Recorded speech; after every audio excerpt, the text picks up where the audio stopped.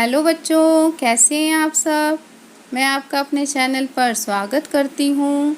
आज हम कक्षा 4 का पाठ 2 पढ़ेंगे, जिसका शीर्षक है अम्मा अम्मा।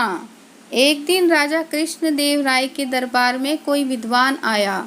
वह विद्वान अपनी विद्वता के लिए दूर दूर तक मशहूर था।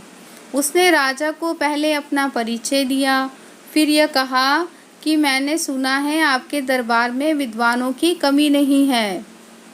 जी हाँ, मैं अपने विद्वानों की बुद्धिमत्ता पर गर्व करता हूँ, महाराज ने कहा। महाराज, मैं कई भाषाओं का प्रकांड पंडित हूँ।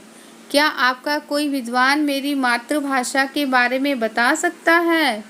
इतना कहते ही उसने मराठी, तमिल, तेलुगु और कन्नड़ जैसी कई भाषाओं में अपना भाषण दिया।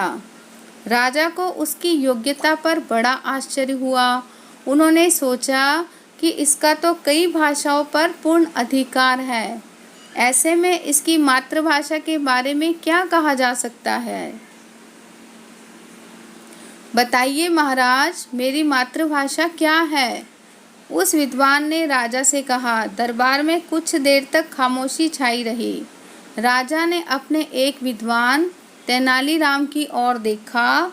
तेनालीराम ने विनय पूर्वक राजा से कहा, महाराज, दरबार में आए विद्वान अतिथि की सेवा करने का मुझे एक मौका प्रदान करें और उन्हें अतिथि गृह में ठहराने की अनुमति दें।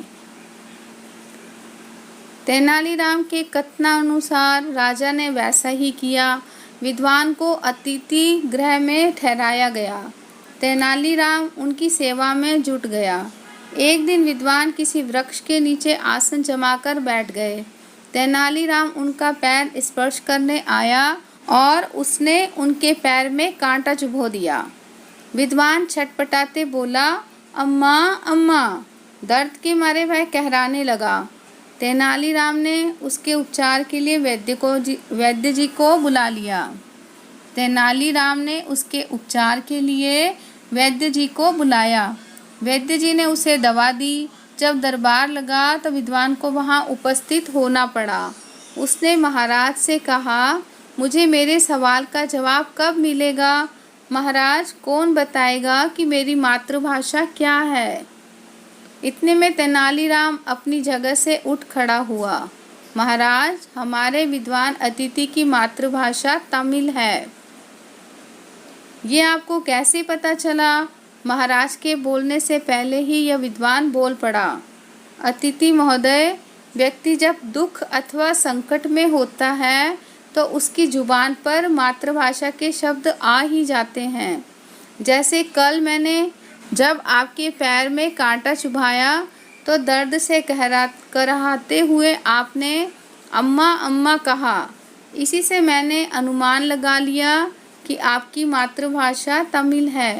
तेनालीराम ने कहा, लेकिन आपने मेरे पैर में कांटा क्यों चुभाया था? यही जानने के लिए मुझे माफ़ कर देना अतिथि महोदय। मैं मान गया कि आप बहुत बड़े विद्वान हैं। इतना कहने के बाद अतिथि ने राजा से कहा, महाराज, तेनालीराम ने मेरे प्रश्न का सही जवाब दिया है। मैं उनके जवाब से संतुष्ट हूँ। यह सुनते ही महाराज की खुशी का कोई ठिकाना नहीं रहा। उन्होंने पुरस्कार स्वरूप तेनालीराम को अपने गले का हार भेंट किया।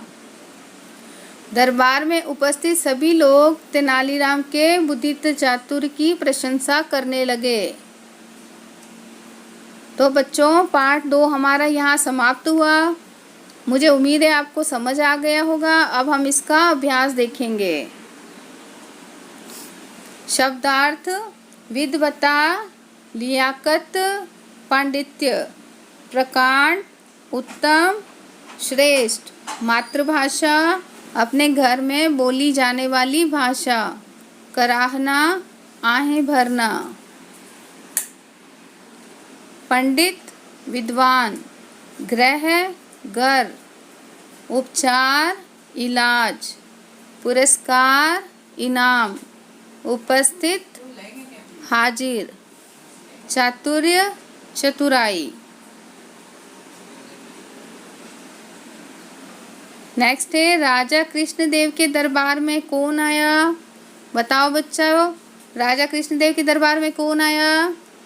एक विद्वान आया था ना, तो हम लिखेंगे राजा कृष्णदेव के दरबार में एक विद्वान आया। विद्वान अपनी किस बात के लिए मशहूर था। तो विद्वान अपनी विद्वता के लिए मशहूर था। विद्वान ने राजा से क्या प्रश्न किया। विद्वान ने राजा से प्रश्न किया कि बताइए मेरी मातृभाषा कौन सी है। तेनालीराम ने विद्वान के पैर में कांटा क्यों चुभाया। तो तेनालीराम ने विद्वान के पैर में कांटा इसलिए चुभाया कि संकट के समय जुबान पर मातृभाषा आ ही जाती है।